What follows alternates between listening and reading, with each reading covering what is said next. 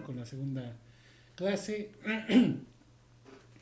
En realidad son dos temas que hemos dejado abiertos porque son muy importantes y hubiéramos quedado en un avance tal vez muy mezquino de estas dos instituciones.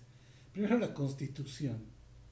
¿Cómo no vamos a hablar de la Constitución un buen tiempo si es la base fundamental de un Estado? Etimológicamente la Constitución deriva de la voz latina constitutio, que puede traducirse por lo que es, cómo está. Se indica también la naturaleza, organización o contextura de algo, la manera de ser de una cosa, entidad o persona. Según Cabanelas nos dice que es el conjunto de reglas fundamentales que organizan una sociedad política estableciendo la autoridad y garantizando la libertad. Para nosotros la Constitución o la Constitución Política del Estado es un documento solemne que consigna el ordenamiento jurídico fundamental del Estado, estableciendo la organización y atribuciones de los poderes públicos y las libertades, derechos y deberes de la comunidad política. Es nuestra ley de leyes, es nuestra supraley, es nuestra ley fundamental, suprema de nuestro ordenamiento jurídico nacional. A partir de esta ley van desencadenando una serie de normas, de leyes como tal.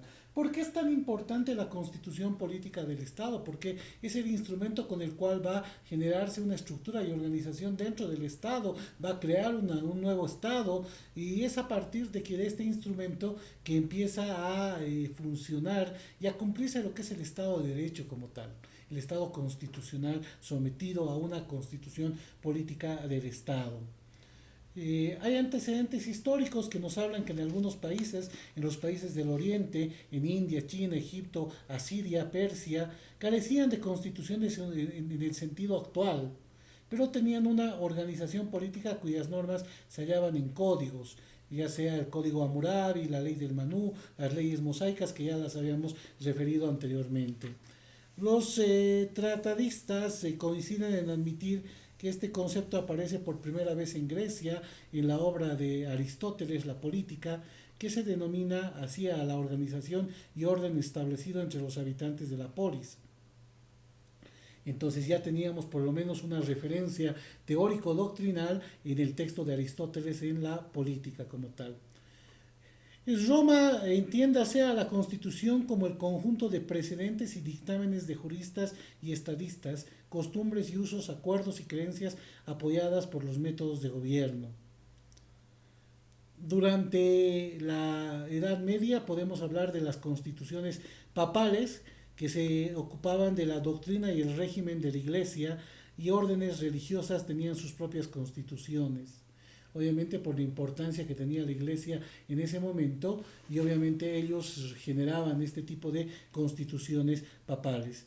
Con Montesquieu aparece la constitución fundamental del gobierno moderado, que es aquella que se equilibran los poderes y las libertades se aseguran. Es muy importante esta obra de Montesquieu porque te habla de la separación de poderes en el espíritu de las leyes, donde ya tenemos un Estado más o menos organizado y a través del cual se tiene un instrumento donde hay ya instituciones que van a hacerse cargo del manejo del Estado como tal. A comienzos del siglo XVI nace el concepto de ley fundamental y obviamente tiene que ver con la constitución política del Estado. Eh,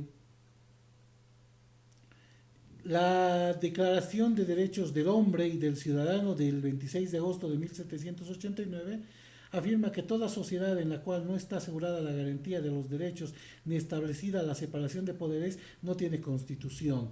Ese es un referente del Estado norteamericano como tal. Y obviamente esto tiene un objetivo. ¿Cuál es el objetivo de la constitución política del Estado? Será un medio para poder conseguir el equilibrio entre gobernados y gobernantes, fijando límites y control del poder a los segundos y derechos y obligaciones a los primeros.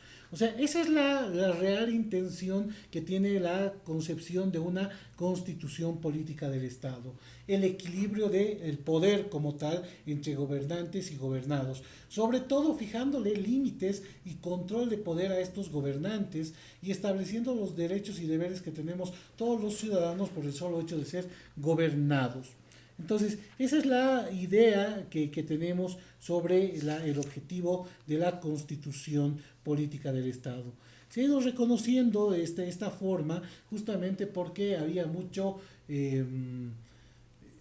arbitrariedad de parte de las autoridades, mucho desconocimiento de las normas que teníamos todos los ciudadanos, mucha clasificación de los ciudadanos como ciudadanos de primera, de segunda, de tercera, de cuarta, de quinta, y obviamente ya con el derecho constitucional y mucho más adelante con los derechos humanos empieza a tener una igualdad.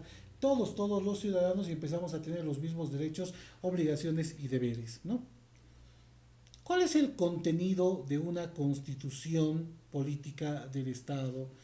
En la constitución moderna, por lo tanto, tenemos que hablar de la diferenciación de labores del Estado y su asignación a diferentes órganos para evitar la concentración de poder en manos de un único detentador. Entonces, ¿qué quiere decir esto? De que tú no puedes tener en una sola mano, en un solo órgano, todos todas las prerrogativas. Tienes que separar aquello.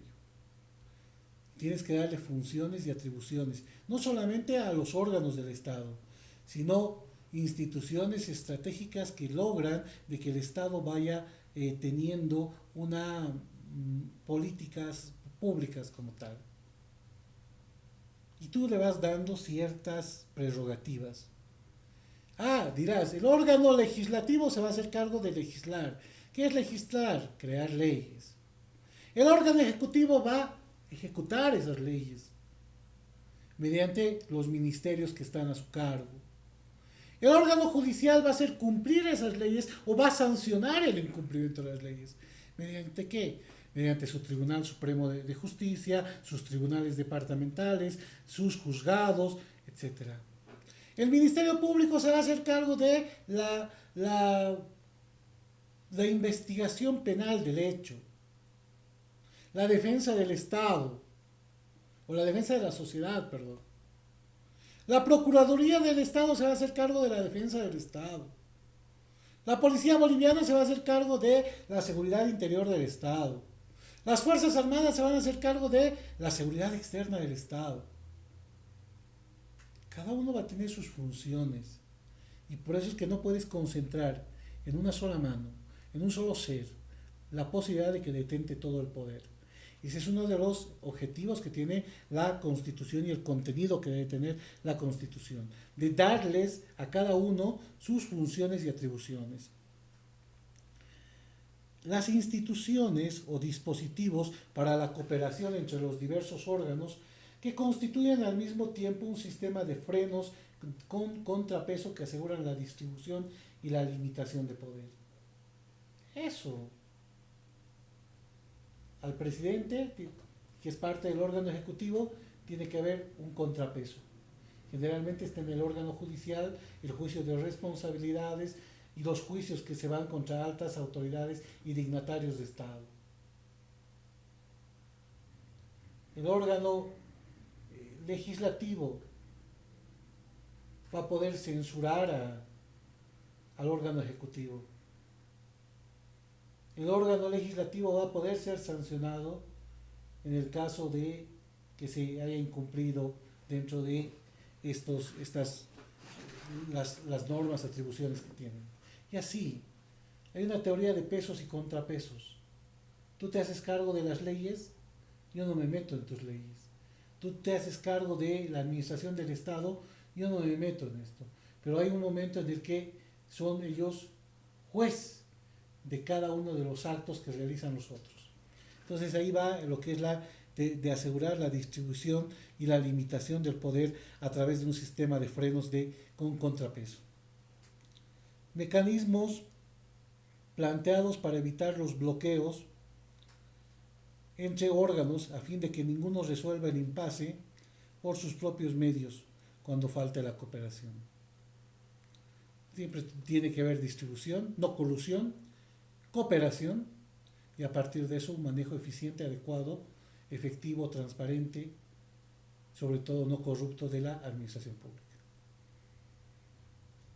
Entonces, ahí es donde nosotros vamos Generalmente cuando hay conflicto de competencias, de atribuciones entre órganos del poder público, nosotros nos remitimos al Tribunal Constitucional para que ellos diriman los conflictos de competencias. Eh, en cuanto al artículo 411 de la Constitución Política del Estado, que te establece la forma en que va a existir una reforma total o parcial de la Constitución, te lo establece también en cuanto a sus atribuciones específicamente, ¿no? Lo mismo pasa con la reforma parcial. Por eso es muy importante hablar sobre esta reforma total o parcial que nosotros vamos a tener. Yo creo que ya lo vamos a tener. La verdad es que están viendo el momento adecuado para hacer una reforma, ya sea total o parcial, de la Constitución Política del Estado, pero se tiene que cumplir con lo que establece el artículo 411 de la Constitución Política del Estado, que te habla de las formas de una reforma total o una reforma parcial. Obviamente te da también el contenido del artículo 196, que son las atribuciones que tiene el Tribunal Constitucional. Es el único guardián de la Constitución Política del Estado, ¿no? Entonces, estas reformas a la Constitución, tanto la parcial como la total, se dan en base a una necesidad que existe de parte de la ciudadanía, quien ejerce la soberanía como tal, y a partir de esto se lo somete a un referéndum. Este referéndum da como resultado si se quiere o no se quiere modificar la Constitución. Ya lo hemos tenido como referente anterior en el tema de la repostulación del expresidente Evo Morales.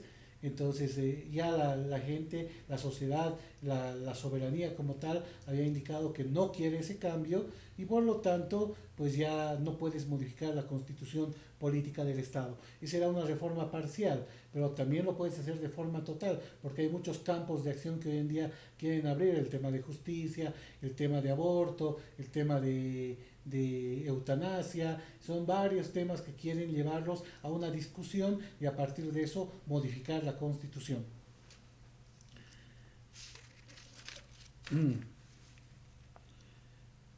Según lo que podemos ver en cuanto a las reformas de la Constitución, la Constitución es el reflejo de la situación y equilibrio de las fuerzas sociales actuantes y representadas. O sea, cuando tú quieres hacer una reforma a la Constitución, reconoce generalmente limitaciones en la construcción del texto. Se pueden dar cuenta que nosotros, más o menos según algunos autores, hemos tenido 18 reformas, según algunos otros autores 21, 22, 23 reformas constitucionales.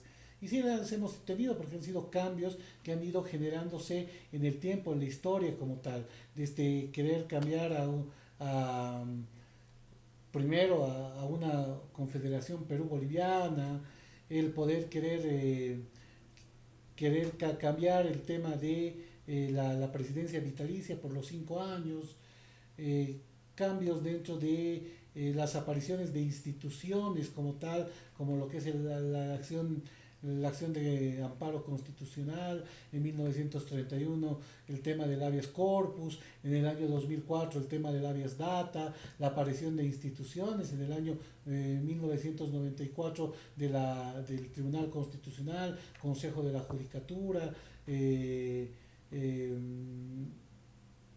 Consejo de la Judicatura, Defensor del Pueblo. O sea, son instituciones que van surgiendo gracias a reformas constitucionales, pero no cambios de fondo, sino parciales como tal. Entonces, por eso es que es importante estas reformas a la Constitución Política del Estado, que es de acuerdo a la necesidad que tiene el pueblo, de acuerdo a la realidad social que está viviendo el pueblo, de acuerdo a el crecimiento que hoy en día, o evolución del derecho constitucional que tienes en tu país. Entonces, mediante esto que vas generando reformas constitucionales a nivel de Bolivia, ¿no? Por ejemplo, tenemos varias reformas constitucionales, siempre las tomo en cuenta, las de, bueno, la de 1831, 1834, 1851, 61, 71, 1868, son reformas constitucionales que se van generando, la de 1839, la de 1938 y las últimas que se han ido dando el 2004, o sea, se van dando reformas a la Constitución.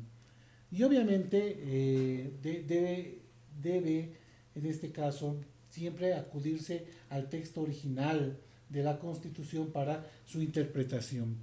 Eh, Hoy en día tenemos para cualquier tipo de divergencia que exista entre la Constitución política del Estado de acudir al Tribunal Constitucional Plurinacional.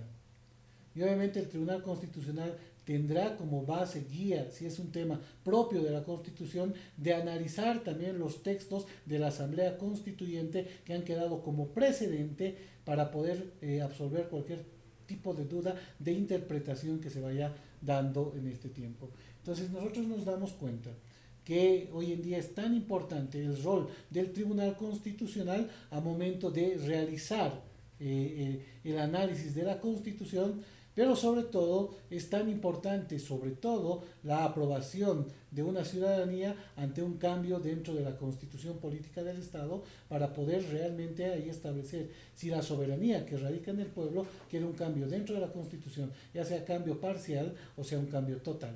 Entonces, en el cambio parcial tal vez no tengamos la posibilidad de acudir a una asamblea constituyente, pero en el cambio total sí lo podemos realizar. Sí lo podemos realizar a través de una nueva asamblea constituyente que nos va a dar un texto determinado para que nosotros lo volvamos a aprobar y a partir de eso se pueda crear un nuevo Estado como tal, de acuerdo a las necesidades y la coyuntura que tengamos en ese momento.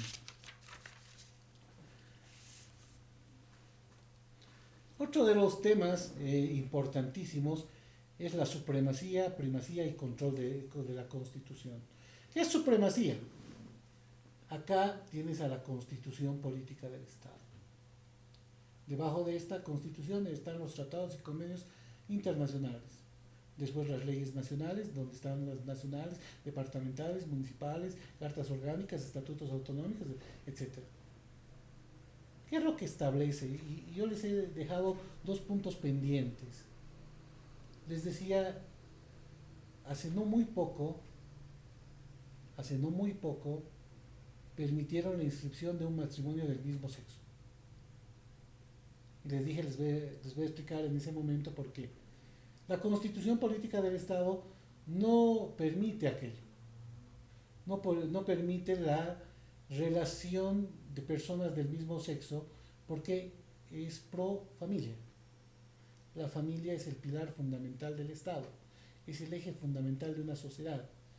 El requisito de la familia tiene la finalidad de la procreación. O sea, tú estás en familia, tienes la necesidad de procreación. Esa es la base de... ¿Y por qué les digo esto? Porque si una persona se casa con otra persona, ¿no? Y esta persona no puede tener hijos porque tiene algún daño fisiológico, psicológico, no lo sé, puedes presentar tu anulación del matrimonio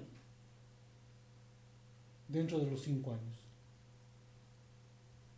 Entonces lo puedes hacer, porque una de las bases esenciales del matrimonio es la procreación.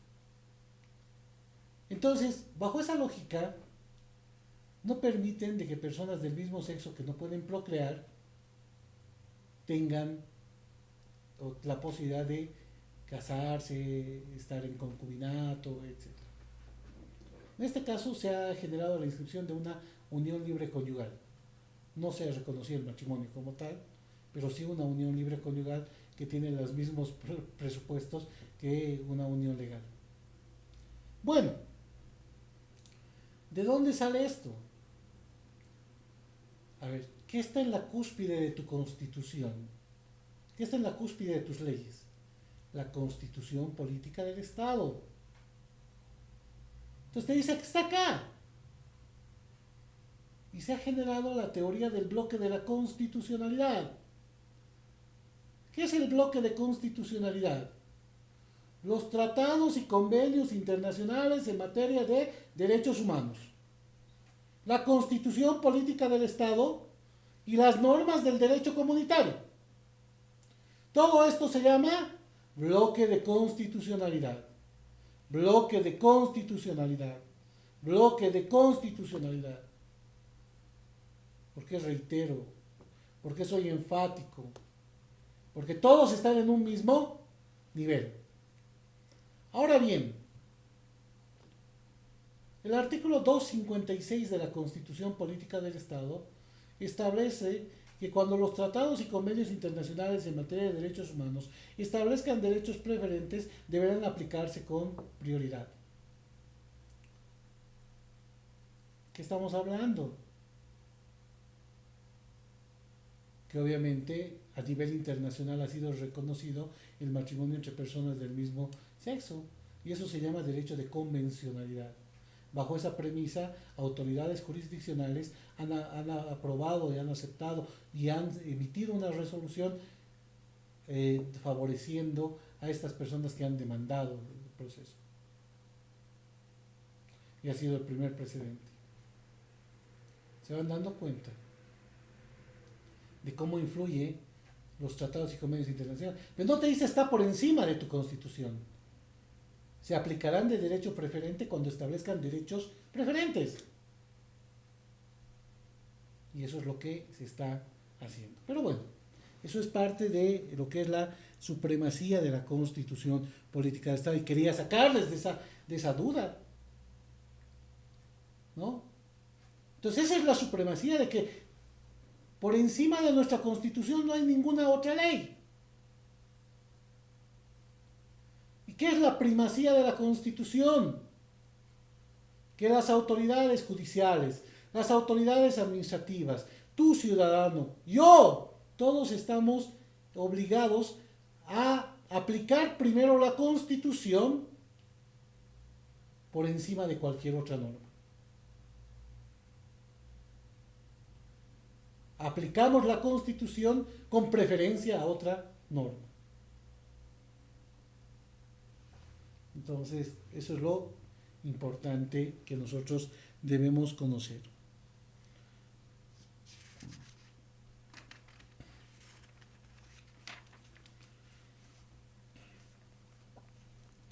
La importancia para Duverger es que la supremacía de la Constitución escrita es el instrumento jurídico de la limitación de los gobernantes. Mediante ello se supone que todos deben obedecer sin poder modificar.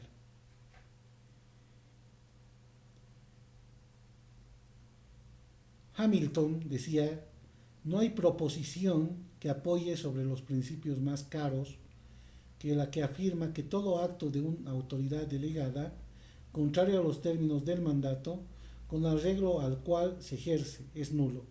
Por tanto, ningún acto legislativo contrario a la Constitución puede ser válido. Y ahí les doy otro ejemplo.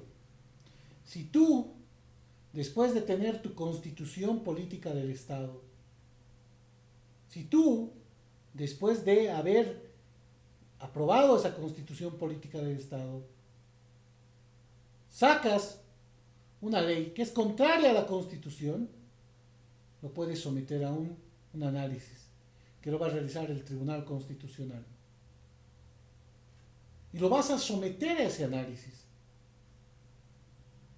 O sea, ahí te vas a dar cuenta que el Tribunal Constitucional, en base a su prerrogativa que tiene en el artículo 196, va a realizar un análisis sobre si la ley es constitucional o es inconstitucional.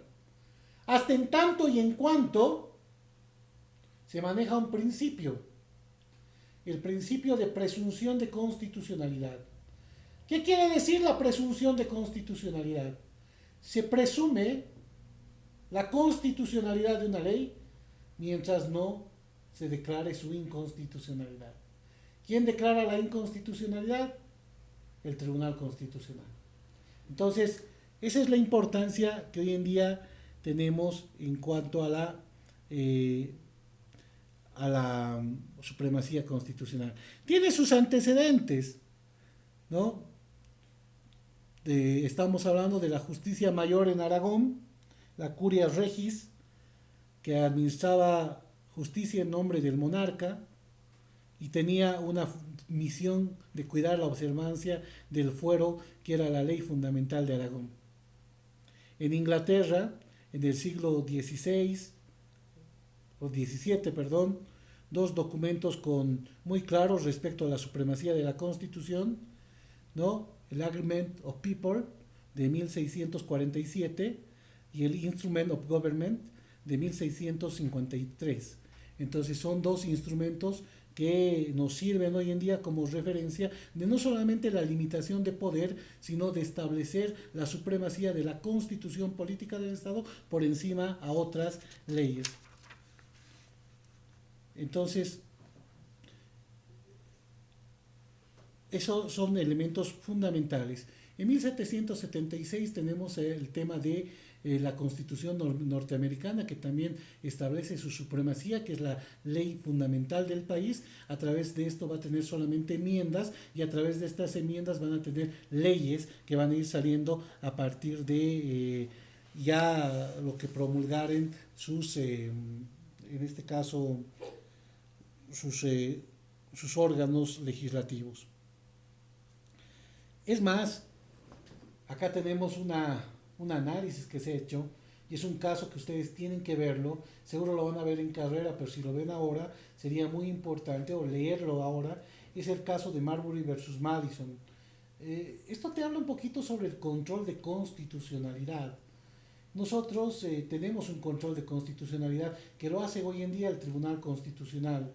Pero no siempre lo ha hecho el Tribunal Constitucional, porque el Tribunal Constitucional nace en 1994, en la reforma constitucional de 1994.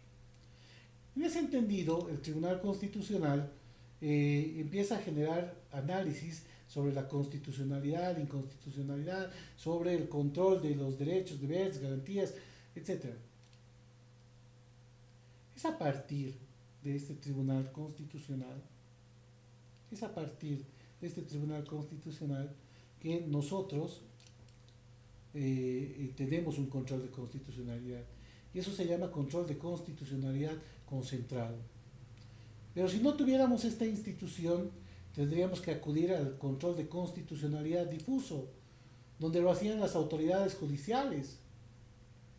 Esto es lo que ha pasado en un caso de Marbury versus Madison, donde una autoridad judicial, obviamente por el reconocimiento que tienen estas autoridades judiciales, podía decir que era contrario a la Constitución, o que estaba de acuerdo a la Constitución. Y así lo ha hecho en el caso Marbury versus Madison del juez Marshall, donde ha hecho una interpretación de unos actos de un anterior gobierno respecto a que si eran viables o no sus actos administrativos. Y ha hecho el análisis, y se ha demostrado de que había un control difuso de constitucionalidad, donde una autoridad judicial podía hacer aquello, podía hacer respetar la Constitución por encima de las leyes o de los actos administrativos que se tenían.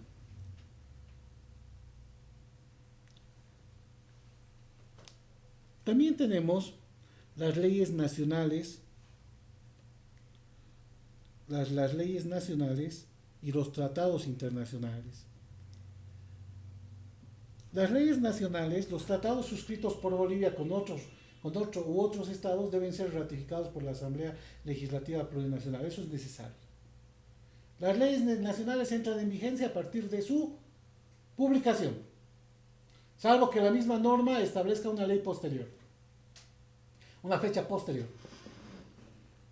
Entonces, ahí aparece ya la ley nacional, que tiene un constructo a través de una iniciativa, una discusión, una sanción, etc.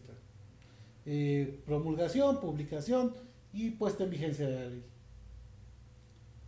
Pero también hay tratados internacionales que son de cumplimiento obligatorio en Bolivia. ¿Por qué? Porque han sido ratificados por la Asamblea Legislativa Plurinacional. Entonces, obviamente, cumplen con ciertos requisitos y hacen que sean de cumplimiento obligatorio dentro del territorio nacional, ¿no? generalmente de los tratados de los países que somos suscribientes, de los convenios internacionales, también debemos cumplirlos por la teoría del bloque de constitucionalidad que manejamos. Sistemas de control de constitucionalidad. Son dos genéricos, porque el primer control de constitucionalidad es el político. Nosotros elegimos a un presidente, pero elegimos también a diputados. Esos diputados, esos senadores, son los primeros que hacen un control de constitucionalidad. Y ese control de constitucionalidad es el control de constitucionalidad político. Perdón, estoy con la voz seca. Control de constitucionalidad político. Si no hacen este control de constitucionalidad político, ya entramos al control de constitucionalidad jurídico o legal. Y esto se lo puede hacer ante varios sistemas de control constitucional. El americano, que es el de reconocimiento a las autoridades judiciales para que hagan la revisión judicial se llama. Ese es el control que se tiene, el americano, ese es un control difuso. Y también tenemos el sistema austriaco, donde crea la Alta Corte Constitucional, una institución especializada en el control de constitucionalidad, que a partir de 1994 nosotros lo manejamos en Bolivia, que es el control de constitucionalidad concentrado. Control de constitucionalidad difuso, que lo puede hacer cualquier autoridad judicial, y el control de constitucionalidad concentrado, que tienes una institución especializada en realizar el control de constitucionalidad. En este caso, nuestro Tribunal Constitucional Plurinacional. ¿Cuál manejamos nosotros? ¿El norteamericano o el austriaco? En la historia hemos manejado los dos, pero manejamos ahora el austriaco.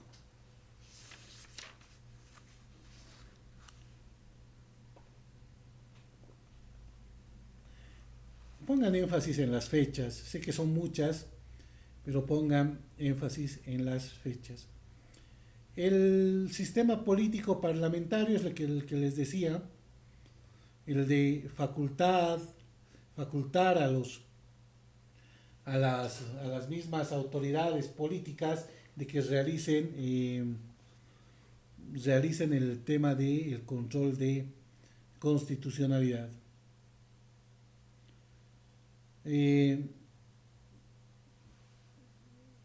Tenemos en la Constitución vigente de Bolivia, hoy en día se ha incorporado la acción popular contra todo acto u omisión de las autoridades de personas individuales o colectivas que violen o amenacen violar derechos o intereses colectivos relacionados con el patrimonio, el espacio, la seguridad, la salubridad pública, el medio ambiente u otro similar naturaleza reconocida en la Constitución.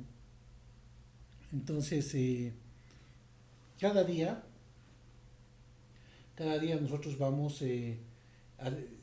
creciendo en cuanto a el análisis de derechos. Antes lo hacíamos de carácter individual, hoy en día lo podemos hacer de carácter colectivo y vamos evolucionando. Por eso es que tenemos hoy en día una jurisdicción constitucional que está a cargo del Tribunal Constitucional, y en cada uno de los departamentos tenemos las salas constitucionales, que querían hace no mucho que desaparezcan las mismas, pero creo que eso va a quedar statu quo porque realmente necesitamos de estas salas constitucionales. Esta primera parte la habríamos agotado acá. Les pido medio minuto para poder pasar a la siguiente presentación.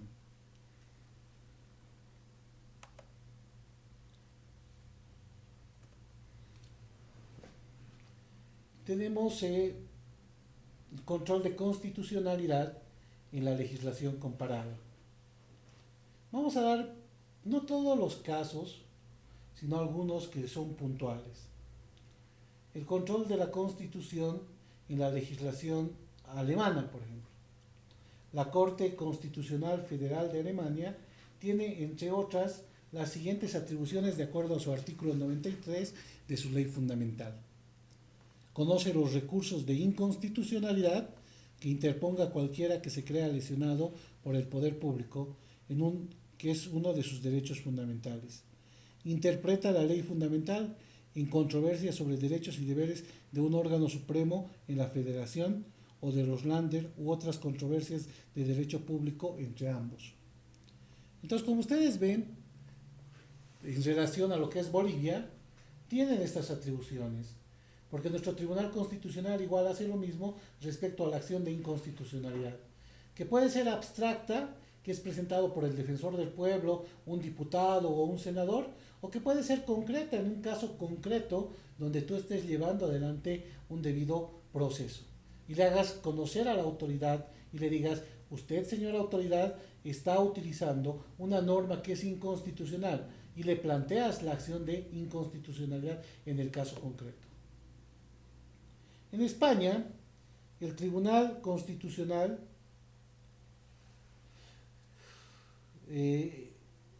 nos habla de la inconstitucionalidad de una ley. Esta queda sin efecto posteriormente. Pueden interponer recursos de inconstitucionalidad el presidente del gobierno, el defensor del pueblo, 50 diputados, 50 senadores, órganos colegiados o las asambleas de comunidades autónomas. Es un poquito más fuerte poder llegar al ámbito constitucional en España, porque necesitas a muchas personas que estén de acuerdo. En este caso, en Bolivia solo necesitas un diputado o un senador o al defensor del pueblo, ¿no? Según lo que se establece en Brasil, según la Constitución de 1988, corresponde al Supremo Tribunal Federal la guarda de la Constitución, cambiándole acción directa de inconstitucional de actos normativos federales o estatuales, juzgar mediante recursos extraordinarios las causas resueltas en única o última instancia cuando la decisión recurrida contravenga la Constitución, declare la inconstitucionalidad de un tratado o una ley federal, juzgue válida una ley o acto del gobierno local impugnado según la Constitución política del Estado. Acá nos damos cuenta de que no hay un tribunal constitucional, están en un sistema difuso de control de constitucionalidad y siguen siendo el Tribunal Federal, el Tribunal Federal, que es su más alto tribunal dentro de Brasil, quien realiza la guarda de la Constitución política del Estado. No tiene una institución especializada.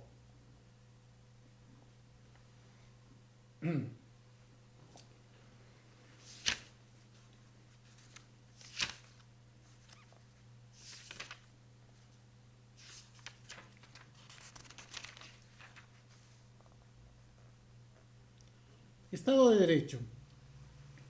En realidad, la concepción de Estado de Derecho,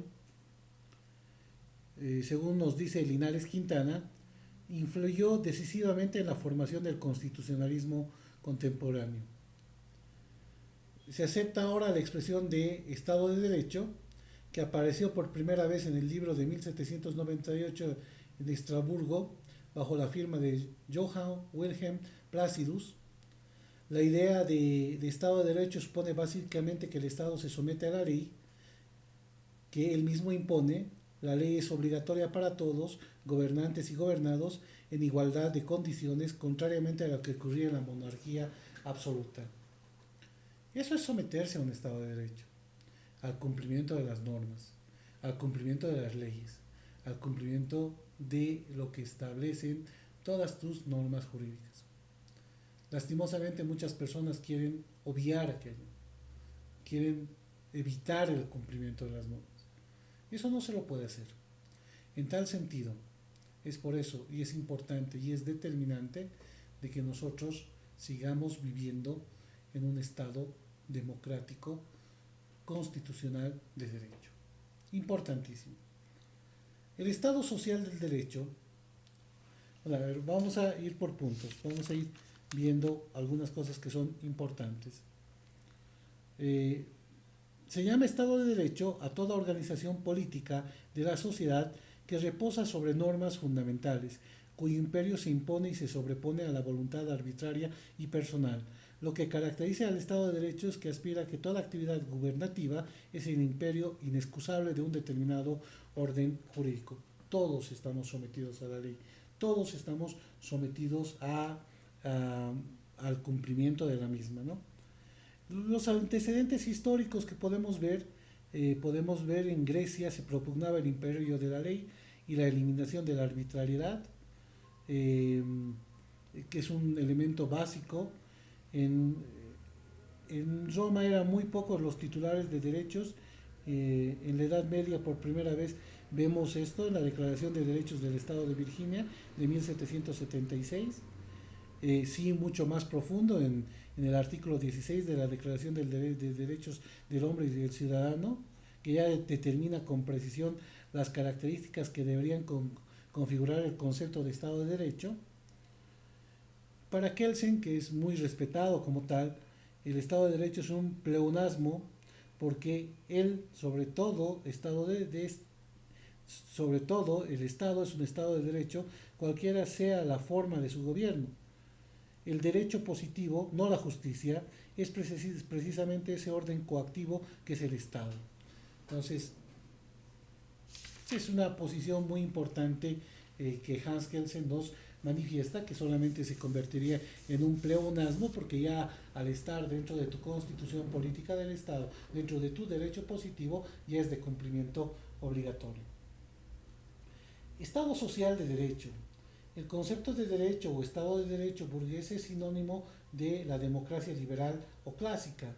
Esto es lo que se ha venido a llamar Estado social de derecho, para indicar que no basta un Estado sometido al derecho como un ente abstracto, sino que éste principalmente debe promover el desarrollo económico social de la población mediante la educación, el trabajo y la previsión de la seguridad social, la cultura, etcétera, etcétera.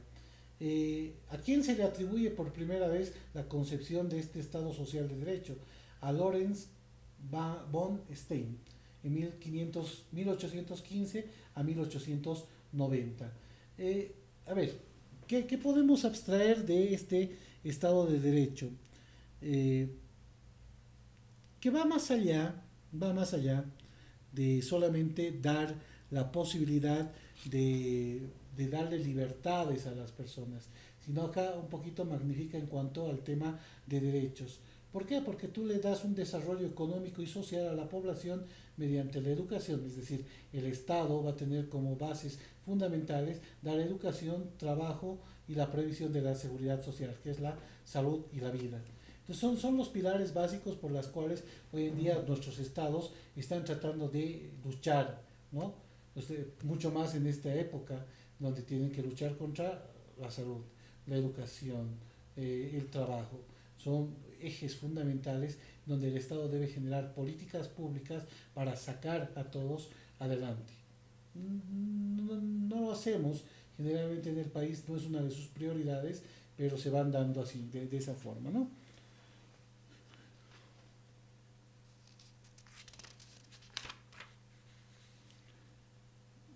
Estado constitucional. Algunos autores dicen que el Estado de Derecho y el Estado constitucional distinguen entre el Estado de Derecho y el Estado constitucional, que el Estado de Derecho podría aplicarse a cualquier situación en que se excluyese en línea de principio la eventual arbitrariedad pública y privada y se garantizase el respeto a la ley, cualquiera ésta fuese. Pues dicho concepto responde al principio de legalidad del positivismo jurídico en la producción jurídica en instancia legislativa.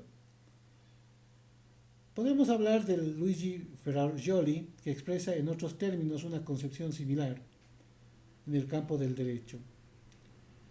En principio, la mera legalidad o legalidad formal, mientras la segunda, que la revolución, consiste en el principio de estricta legalidad. Se somete a los vínculos no formales sino sustanciales que imponen los preceptos y derechos. En ese sentido, podemos nosotros afirmar de que dentro de lo que es el Estado constitucional, distinguiéndole con el Estado de Derecho, A ver, el Estado constitucional es sometido a la constitución política del Estado.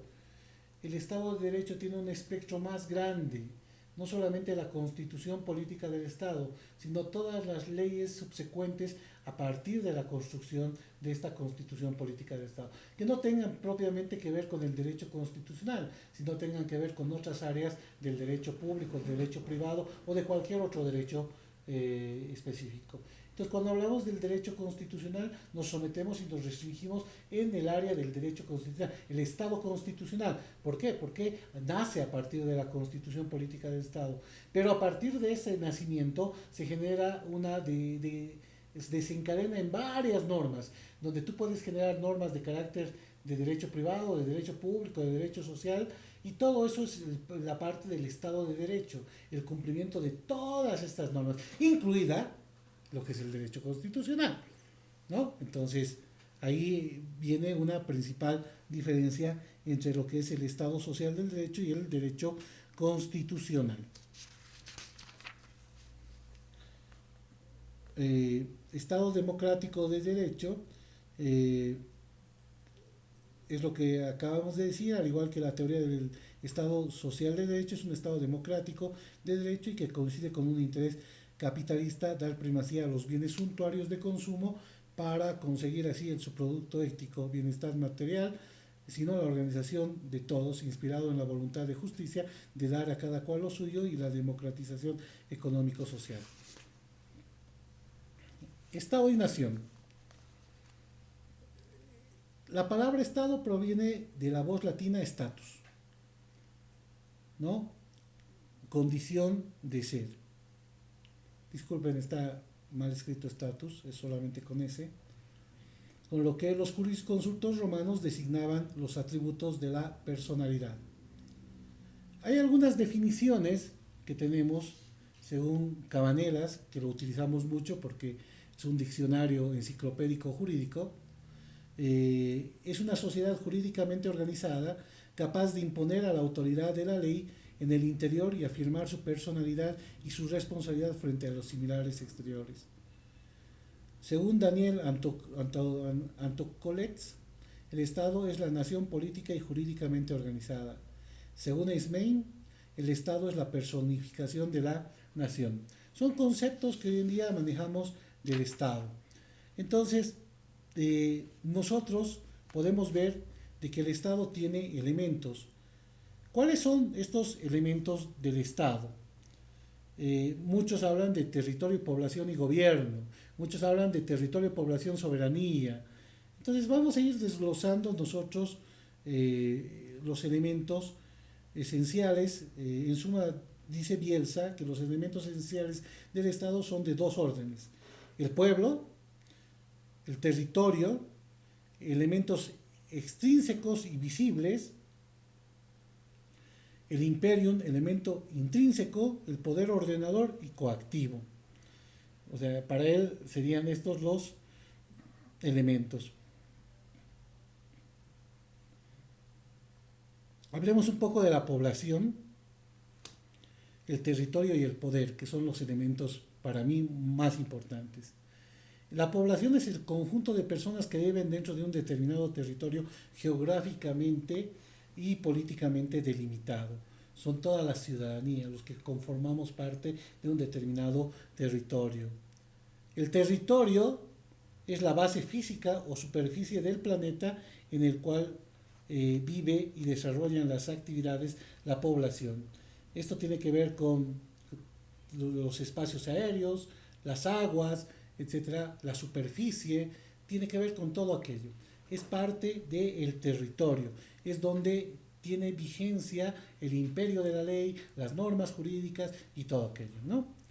Y finalmente el poder, que es el tercer elemento del Estado, que es la soberanía. Hablamos del término soberanía porque tenemos que decir de que la soberanía debe radicar y radica siempre en el pueblo. Y es muy importante que nosotros veamos el elemento de la soberanía como el poder de poderío, de la simple dominación de la fuerza material. Eso es lo importante del Estado.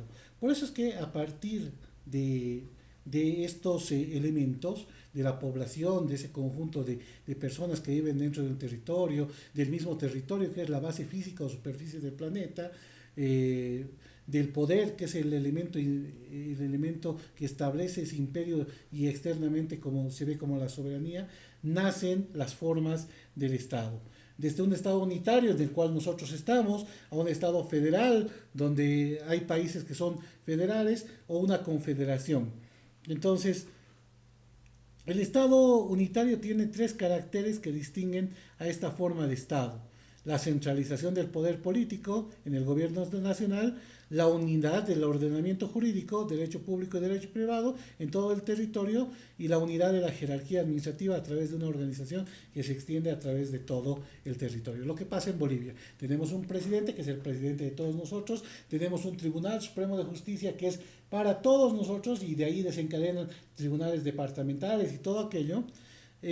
Nos manejamos bajo un sistema medio centralista, ahora ya descentralizado, pero obviamente todo bajo la lógica y fiscalización del poder central, ¿no? Sí tenemos departamentos, provincias, etcétera, pero se les da algunas competencias propias que ya están dentro de la Constitución, pero no dejan de desconocer a la autoridad central, que es el presidente, que es la máxima autoridad dentro del Estado y el manejo central de todas estas autoridades. El Estado federal está conformado por un conjunto de estados, provincias federadas. Cada una de estas provincias puede descentralizar su órgano judicial, su aparato administrativo. No dejan de ser parte de un Estado, pero a veces tienen sus propios derechos, sus propias prerrogativas, sus propias normativas como tal. Por ejemplo, en Estados Unidos hay estados donde aceptan el aborto, hay estados donde no aceptan el aborto. Hay estados donde la prostitución está permitida, hay estados donde la prostitución no está permitida. O sea, va a depender de cada una de sus sociedades de establecerse, basarse y autodeterminarse en base a sus normas jurídicas. Y las confederaciones, que es la unión de federaciones como tal, que generalmente se manejan a nivel global como tal, donde podemos ver instituciones que se han manejado con carácter global. En temas de países tal vez podríamos tener a la URSS, que ha sido un Estado multinacional, federal, unido, configurado, o sea, una unidad de varios países, y obviamente dentro de esos tenían hasta países que eran federados como tal, unitarios, y todo eso ha formado una confederación. Pero tenemos a nivel de instituciones ya otras que realmente establecen esta confederación. La nación es un concepto histórico, sociológico, que ha servido de base para la formación del Estado-Nación, dentro del cual, sin embargo, pueden existir varias nacionalidades. El Estado es un concepto jurídico político que nace como resultado de un tratado, de una secesión o de un proceso de descolonización. Entonces, sin embargo, la nación como tal, se emplea, la nación es un sentimiento de pertenencia a un determinado territorio. La nación está compuesta por diferentes nacionalidades, pero que están arraigadas dentro de un mismo territorio. Es un tema de reivindicación que nosotros lo tenemos. Y a partir de esa nación aparece la nacionalidad, porque es la pertenencia a un determinado territorio como tal. Gobierno. El Estado, en su definición más simple, es la nación política y jurídicamente organizada. El gobierno, en cambio, nace, o sea, es la organización específica del poder constituido en y por el Estado, al servicio del Estado. El concepto de gobierno se vincula con la actividad funcional del Estado. Es la parte del que se pone en movimiento el Estado.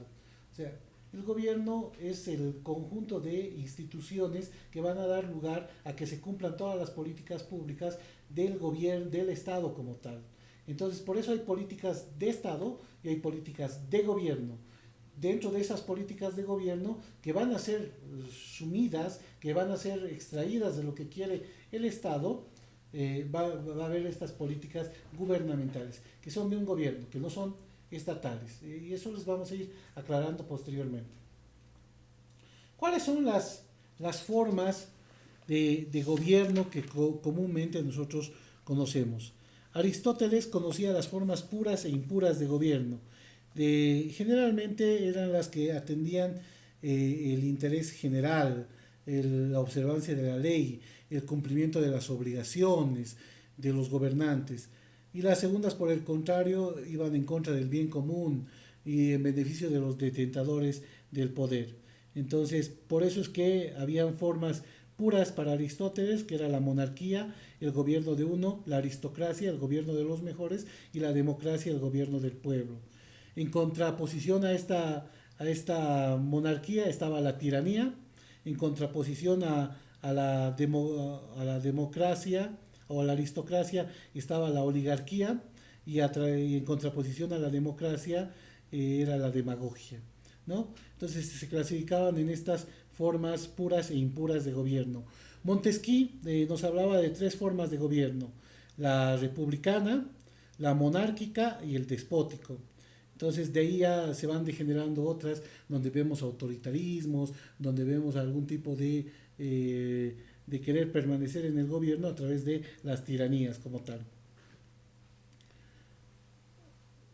Karl Lowenstein diferencia las autocracias de las democracias y subdivide la primera en regímenes autoritarios y totalitarios, y lo segundo en democracias directas, gobiernos de asamblea, parlamentos de gabinetes, presidencial y directorial.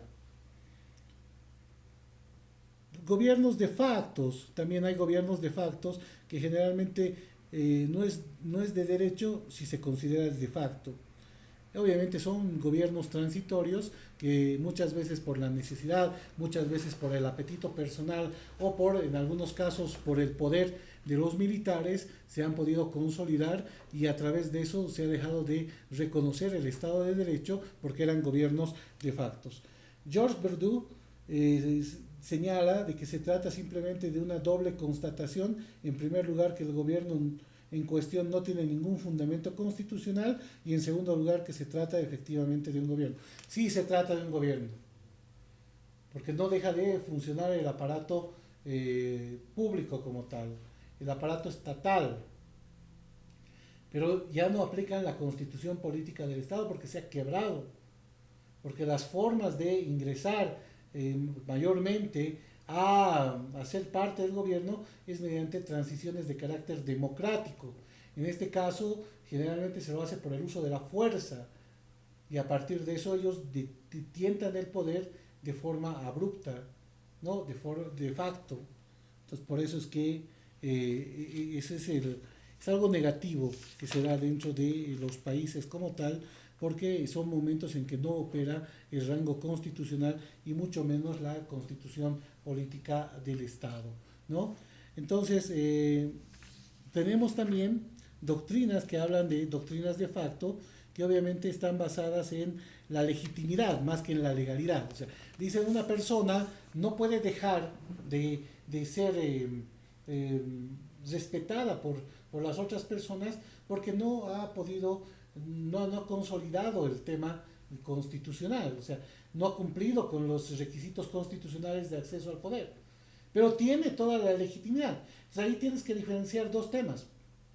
Legalidad es el cumplimiento de todas las normas, pero el reconocimiento de todas las autoridades y órganos. Y la legitimidad es el consenso del pueblo. O sea, un pueblo puede tener el consenso de que tú seas su autoridad, pero no has entrado legalmente. Y a veces no lo puedes hacer de forma legal. Por eso es que te reconocen como autoridad, pero no se maneja la constitución ni las leyes. Por eso en gobiernos de facto se manejan los decretos leyes, porque ya no hay asambleas legislativas, ya no hay congresos, ya no hay parlamentos. Por eso es que se maneja de esa forma. Entonces justamente a eso va el tema del régimen de facto como tal. Ya vamos acabando con algunos temas importantes. Tenemos el tema de la democracia, que es muy importante el tema de la democracia, porque se lo maneja mucho hoy en día en los países. Democracia proviene del latín democratia, y este del griego democratia, gobierno popular, formado por el demos, que es pueblo, y kratien, que es gobernar. Eh, Creo que es muy importante que nosotros definamos, más allá de tomar el tema de Pericles, que nos habla de tres caracteres de la democracia, que es la isonomia, que significa igualdad ante la ley, isotimia, que establece la igualdad de derechos entre los ciudadanos, y la isegoria, que significa la libertad de la palabra, asociación y reunión. Es importante hablar de la democracia porque es el gobierno del pueblo a través de ese voto o mandato popular que damos a nuestras autoridades. Eh, Según Kelsen, la democracia necesita de esta continuidad, de esta continuada tensión entre mayorías y minorías, entre el gobierno y oposición, de lo que procede el procedimiento dialéctico al que recurre de esta forma estatal en la elaboración de la voluntad política. ¿Cuáles son los caracteres principales que tiene la democracia? Es el proceso electoral, uno de los más importantes, que debe ser libre, que debe ser pluralista, que debe ser informado, en el que participen dos o más opciones de candidaturas como tal. Entonces, eso es un verdadero proceso electoral, porque eso le llama Duverger una elección sincera, una libre de presiones de tipo psicológico-moral. Para que sean informados, los electores deben conocer ampliamente y con anticipación los programas de las diferentes candidaturas. El ordenamiento jurídico, que limita efectivamente el poder del gobierno, pues la democracia es lo antinómico a la arbitrariedad en que se basaba la monarquía. Entonces tenemos que tener las reglas claras para la participación de todas las personas que quieren llegar a ser nuestras autoridades. Entonces es muy importante el tema de el ordenamiento jurídico. El respeto a los derechos también es muy importante, no solamente porque está dentro de nuestra constitución política del Estado, sino también está contemplada en la Declaración Universal de Derechos Humanos, aprobada por Naciones Unidas el 12 de diciembre de 1948. Y finalmente tenemos que hablar de la separación de poderes, que es el elemento más importante porque debe existir una separación de poderes para que ninguno de los órganos de funcionamiento del Estado esté supeditado a otro órgano. Entonces son los elementos fundamentales por los cuales nosotros tenemos que empezar a hablar de una verdadera democracia con estos caracteres que son específicos de una buena democracia, que obviamente va a llegar a que tengamos un proceso electoral limpio mediante un ordenamiento jurídico que es también importante, el respeto y reconocimiento de los derechos de las personas que van a participar, ya sea como electores o como elegidos, y la separación de poderes que debe evitar de que exista un manoseo o un manipuleo dentro del proceso electoral. El contenido social de la democracia se lo realiza a través de un sistema de gobierno, y obviamente es a partir de este sistema de gobierno que muchos de los derechos o el ejercicio de los derechos políticos van a estar restringidos a algunas personas. Eso también lo vamos a ver. Finalmente, ya que estamos sobre tiempo, vamos a hablar de las formas de democracia. Hubiera querido un poquito alargar el tema, pero vamos a tratar de resumirlos, ¿no? La forma de democracia directa, que era la practicada en Grecia, que esta es la comitiva curiata, eran los comicios de las curias, que eran 30 agrupaciones de patricios durante la monarquía romana. La comitia centuriata se reunía a las centurias compuestas por los patricios y plebeyos, y la comitia tributia integrada por todas las tribus.